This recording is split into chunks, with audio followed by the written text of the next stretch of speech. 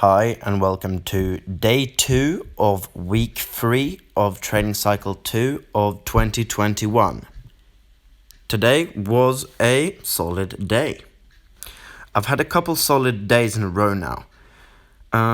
Most lifts went well except for the hamstring curls and the bench press, but I did get the bench press and I technically got the reps on the hamstring curl, although there was enough cheating to pretty much show that I shouldn't have been able to get the reps with good form since I could barely do them with bad form, but more on that later.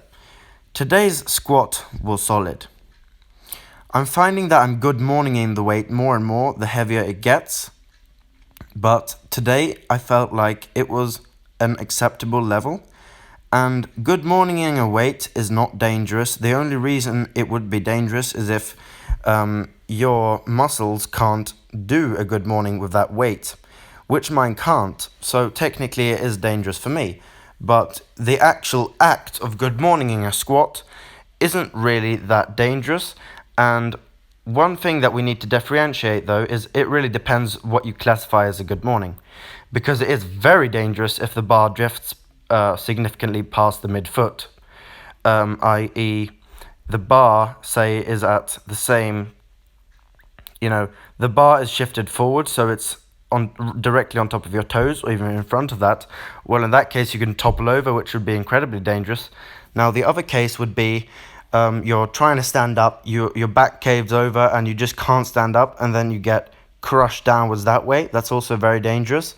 But the mere act of using your back on a squat isn't dangerous unless your back can't take it, or unless you're using a lot of spinal flexion, which at this point I'm using very mild spinal flexion, and I am being careful about that. I am trying to keep the form good, and I don't believe my form is going to get that much worse, because I start missing squats. When the form gets significantly worse than this, I start missing squats. So it's more of a concern of I don't want to fail a squat because I don't have a power rack. And to anyone who's ever failed a squat without a rack, who squats low bar and who, has a wide stance, so you can't just chuck it behind you as easily, it's going to scrape down your back, especially with the forward lean. It's a pretty terrible thing, failing a very heavy squat. Now, heavy is relative. I'm a pretty weak guy in all honesty. If you compare to pretty much any man who lifts, they're stronger than me. But then again, I'm not a man yet. I'm still 16. I'll be 17 in a short period of time, but I'm still 16. Not many 16-year-olds are super strong, but there are a lot of them who are more than twice as strong as me. And I do personally know people who are just 1 year older than me, who are in the same class as me, at school, who are significantly stronger. So we got to work on this stuff, man. I have at least one friend who out deadlifts me. I have a friend who deadlifts 155. I have at least one friend who out squats me. I have a friend who squats 165 at a body weight of 72. And I also have I have two friends who both bench press 105 kilos. Now, honestly, I don't really think they're that special. I just think, well, one of them's just really big, so that does help him. The other guy is special in the way that he has a lot of muscle for his frame. He's slightly shorter than me, but he has a lot of muscle compared to his, bone structure. Like, he doesn't have that slightly lanky build that I have. Now, I'm filling out a bit now because since the beginning of the year, I've gained more than 3.5 kilos, almost 4 kilos pretty soon. And yes, my gut, by the way, guys, my belly has been, not on this bench press specifically, but in general, my belly has been poking out a lot more the past couple weeks.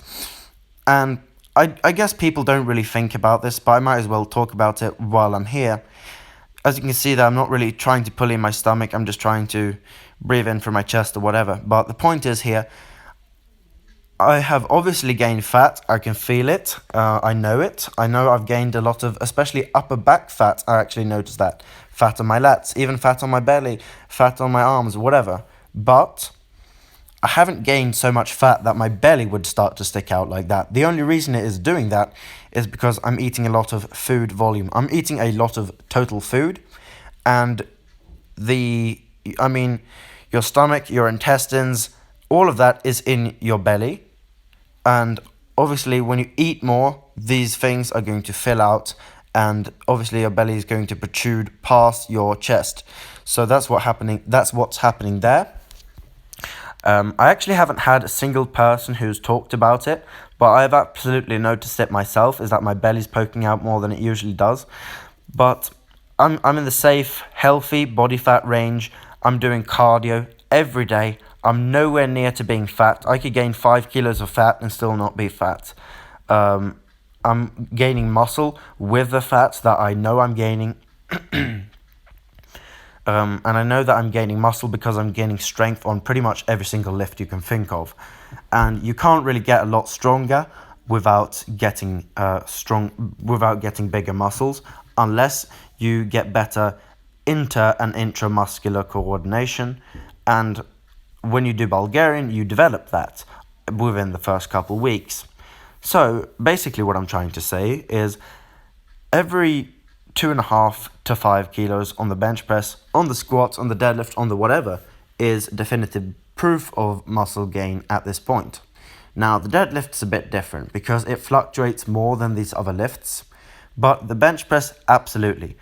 If I bench press 95, which I am going to do because I have to do it according to the program next week, when I bench press 95 kilos next week, that will prove that I've gained muscle in my chest and shoulders and triceps.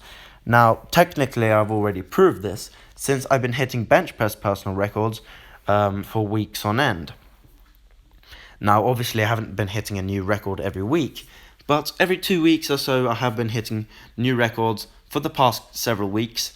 And at this point, I'm getting closer and closer to my goal of 105 kilos. Now, you might wonder why I'm going for 105 and not 100. Well, first off, 100 is amazing, and it will probably feel better to bench press 100 than it will feel to bench press 105. However, because it's such a big milestone. However, the goal for this year, as I stated in my 2021 goals video, is a 120 kilo bench press, which is fucking insane, but that's the goal. I made that video. I'm not going to delete it. It's going to stay up. So I have to complete that goal if I want to have any form of chance of completely destroying other like-minded fighters this year if there is a national championship. Basically, I'm not very technical, so I'm going to have to overpower them with strength and with cardio, with aggression, with pace, with pressure, and with certain unorthodox techniques. Now, this is a bit of a side tangent, but the point here is I got to get very strong. So, in between 90 and 120, there are going to be 2 training cycles. Now, the gap between 90 and 120 is 30 kilos. 30 kilos divided by 2 is 15, and therefore I thought that it was reasonable to assume that it would be reasonable to split it up half and half. So I'm going to make 15 kilos of progress the first training cycle and 15 kilos of progress the second on the bench press. So that's why the goal for this training cycle is 105. Now, if I don't hit it, it will probably be down to either an injury or me not gaining enough weight. Right now, I've got both those factors under control, and the only thing that I can really significantly change right now, or the only thing that I can change right now that will significantly change my results, would be my sleep. Now, I'm on a break right now. I had school today. Tomorrow, I have no more school. I have 1.5 weeks without school. Now, I still have shit that I need to do, because after those 1.5 weeks, it's back to reality, and then I have a bunch of tests and shit to do. But technically, I don't have any real school days for 1.5 weeks. Now, therefore, I'm going to be able to sleep pretty much as I want every night within reason. Obviously, I'm not going to take any 12 or 13 hour nights, as I've been taking, the past couple of weeks when I can get them on weekends, because I'm sleeping so little throughout the week. But basically what I'm saying here is I'm going to be able to sleep more. So you guys, the OGs that actually watch this, because everyone doesn't watch these videos because they're kind of repetitive and boring. But for the people who do, congratulations, because you're along for a very significant ride, a very special ride. It's not the fastest boat in the world, but this one will go far, very far. And every single week, I'm making a little bit of progress, and over the months, I'm making very, very serious progress. At this point, on this training cycle, I'm barely 3 weeks deep. I'm not even 3 weeks deep. And I've already made 2.5 kilos of progress on the bench press. Now, people will shit on me for saying that's not a lot, but consider this. I just hit a massive lifetime PR bench press of 90 kilos the last training cycle at the end. So to most people, your strength regresses after hitting a lifetime PR. Mine didn't. I kept it at that level, and at this point, I've one-upped that performance. So, I think it's fair to say that I'm making great progress at this point. And next week, it's 95. 95 is on the menu. Now, 95, that would be 5 kilos of progress in 4 weeks. Now, I'm not going to pretend like I've already done it. Obviously, I haven't. But I'm well on the way to getting there, especially with what I'm going to do now during this short break from school when it comes to diet and sleep. And by the way, guys, I already told you this, but I've been making serious body weight gains. I'm weighing, or last week, on average, as an average weight, I weighed 77.1 kilograms. By the way, these hamstring curls were really bad. I didn't notice it as I was doing them, but I used momentum with my head and my upper back to get me out of the bottom. And I also wasn't straight. I didn't form a straight line from my shoulders to my knees, basically. My hips are further back, as you can see there, which makes it easier. So these were really bad.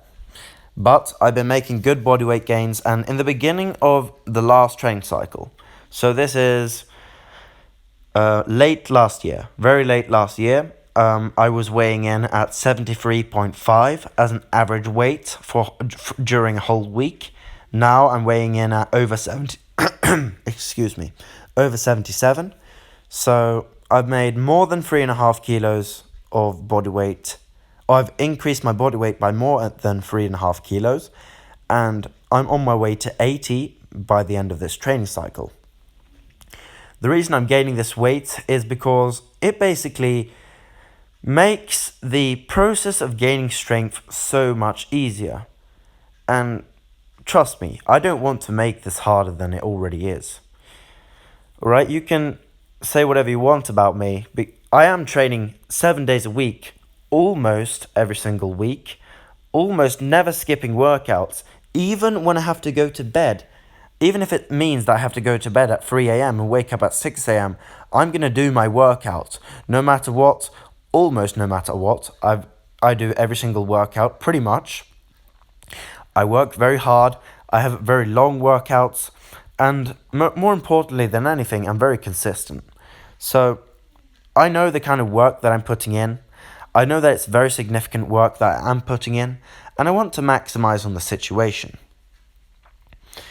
Obviously, I don't take steroids. I think that's pretty obvious based upon how long I've been training versus how strong I am.